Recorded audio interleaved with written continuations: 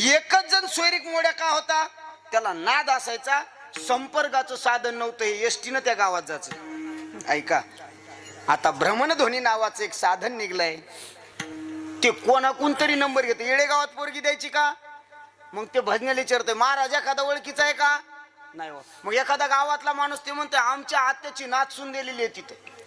मग तिच्या नवऱ्याचा नंबर, मग तो नंबर देतो हा फोन करतो.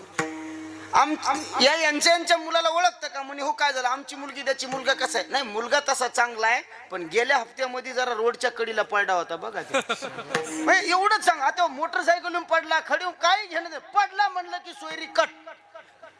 म्हणजे पहिले एकच सोयरीक मोड्या होता, आता लय झाले दादा.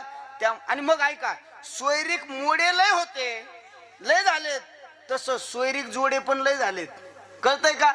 त्याच्या पोराला दिवस तर एक सप्त्यामध्ये, आता 3 दिवस विना घेतला त्या पोरानं, त्याला द्या तुमची पोरगी. कशामुळे? 3 दिवस विना घेतला हो.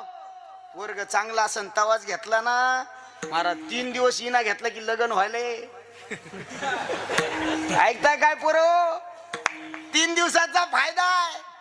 आणि हा चान्स पुन्हा नाही, कारण सप्ताह वर्षानंतर येतो. हा चान्स पुन्हा येईन का नाही येईन माहित नाही. त्यामुळं आपण हे करा, कारण ही संधी इतकी चांगली आहे. लगन सराईच्या तोंडावर तुमचा सप्ताह आहे.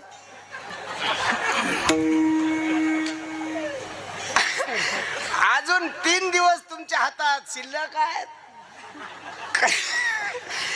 कदाचित उद्यापासून कोणी विना घेतला आणि सोयरीक मोड्यानं पाहिला, सोयरीक मोड्या कधी सोयरीक जोड्या होईल तुम्हाला कळणार नाही, आणि तुमचे 2चे 4 हात झाल्याशिवाय राहणार नाही. विठाला